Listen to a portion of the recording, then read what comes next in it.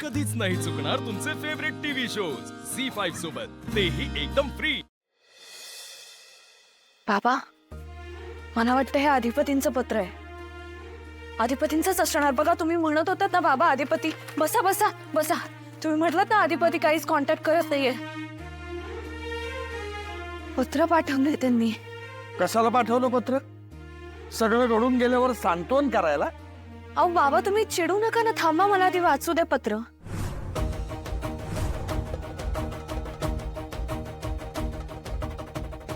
मास्तरीन बाई, तुम्ही घरातून गेल्यापासून आम्ही आपल्या नात्याबद्दल लई विचार केला. सुरुवातीला आम्हाला सगळं चांगलं चांगलं वाटत असताना अचानक सगळं विचित्र वाटू लागलं.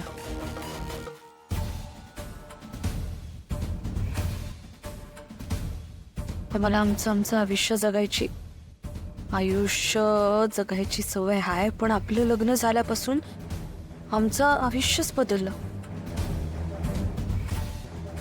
आईसाहेबांशिवाय कोणाचं ऐकून करायची आम्हाला सवय नव्हती. तुम्ही आयुष्यात आल्यापासून तुमचं सगळं ऐकावं लागलं. बायको आहेसा म्हणून आम्ही समजे तुमच्या म्हणण्यानुसार करू लागलो. तुम्ही लय काय काय सांगू लागल्या आम्हाला. आम्ही बी तुम्ही सांगाल तसं करत गेलो. पण आता तुम्ही गेल्यावर काय चूक काय बरोबर सगळ्याची गोळाबेरीज केली तेव्हा एकच गोष्ट जाणवली.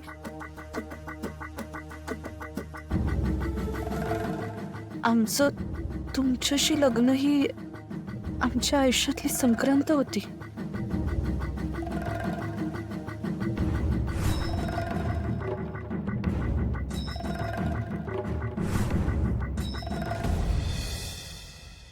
वाचा की.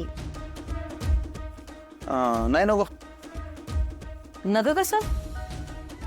नाही नको, इच्छा नाही. इच्छा नाही म्हणून कसं चाललं? सोनबाईंचं काय म्हणणं आहे आपल्याला कळलं तर पाहिजे का नाही? हा, एवढं पत्र पाठवलंय त्यांनी. कदाचित त्यांना घरला परत यायचं असेल. हा, खात्री आम्हाला त्यांचा का नाही राग गेला असेल. तुमच्याशिवाय काही त्यांना राहत होय तिकडं? हा, वाचा वाचा, मोठ्यानं वाचा बरं. नाही, मी वाचतो माझं मी नंतर. बरं, तुमचं तुम्ही वाचा, पण वाचा.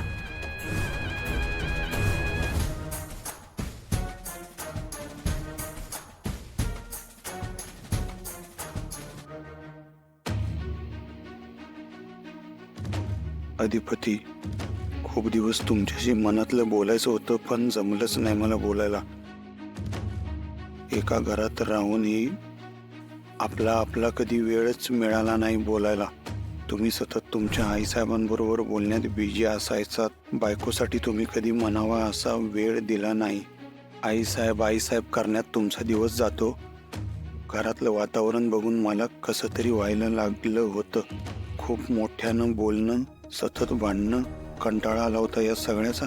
वाटलं होतं परिस्थिती सुधारेल, पण परिस्थिती अजूनच बिघडत गेली आणि मला शेवटी माहेरी यावं लागलं. आणि बरंच झालं आले मी माहेरी. मला आपल्याबद्दल विचार करायला थोडा तरी वेळ मिळाला. अधिपती, ऑलरेडी खूप उशीर झाला आहे, पण आता फार उशीर करून चालणार नाही. आता आपण आपल्या नात्याबद्दल थोडा सिरियसली विचार करूया.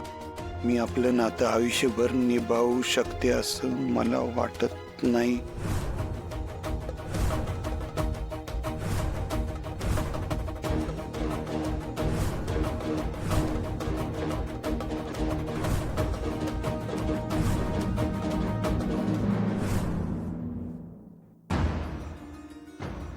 ताई, अगं काय झालंय? काय लिहिलंय असं पत्रात? अक्षू, ताई अगं तू एवढी सिरियस का झालीयस? थांब, मीच वाचते. फिर मी वाचते पत्र. थांब. तुमच्याशी घाई गडबडीत लग्न करावं लागलं आम्हाला. वाटलं होतं आम्हाला हवं तसा संसार तुम्ही कराल, घर सांभाळाल, पण तुम्ही संसार पेंसार कवा केलाच नाही. या घराची शाळा केली. जिथं तिथं तुमचं शिक्षण, तुमची शाळा येऊ लागली आणि आम्ही काय पण म्हणलं का त्यावर तुमचं काहीतरी म्हणणं आहेस. तुम्ही कवाच आमचं ऐकलं नाही. डोईसड होऊ लागले तुम्ही. तुमच्यासारखी शिकलेली आणि टोळीजड होणारी बायको आम्हाला कधीच नको होती. आम्हाला संसार करणारी बायको हवी होती, पण तुम्ही जरा वेगळाच आहेसा. तेव्हा आता आपण थांबूया, बस करूया.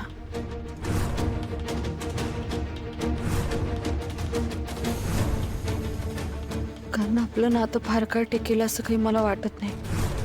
आम्हाला तुम्ही खरंच आमच्या आयुष्यात नका.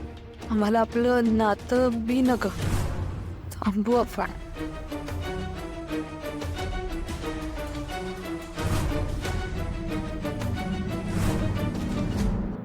असं वाचायचं का थांबलात? वाचा की. मी म्हणलो होतो आईसाहेब नको वाचायला. कशाला वाचायला लावले? म्हणजे आणा इकडे बघू काय.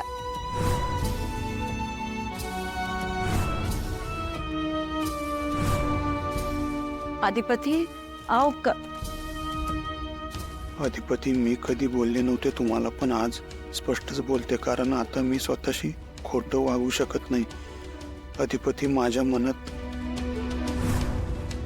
जी नवऱ्याची इमेज होती तुम्ही तसे नाही आहात. तुमच्यासारख्या अडाणी माणसाशी लग्न करणं ही माझ्या आयुष्यातली सगळ्यात मोठी चूक होती आणि ही चूक मला आता कंटिन्यू करायची नाही. बस एवढंच सांगायचं होतं.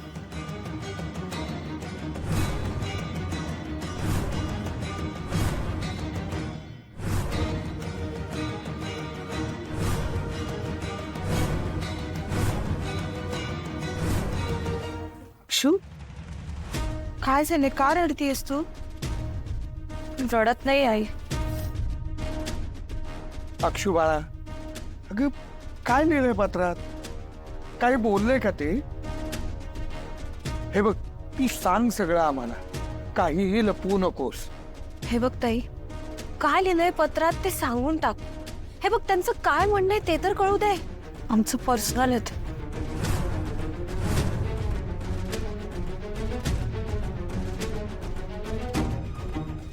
अक्षरा,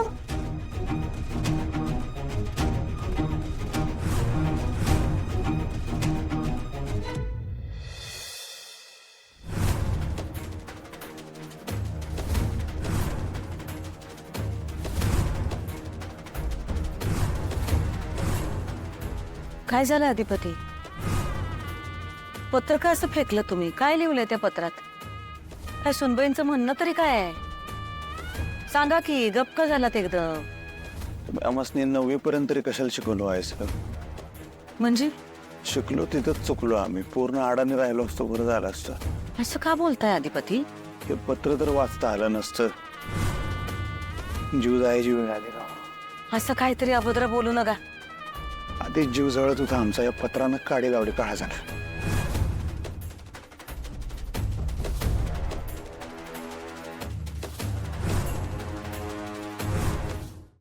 झी 5 ॲप डाउनलोड करा आणि पहा सर्व एपिसोड्स एकदम फ्री.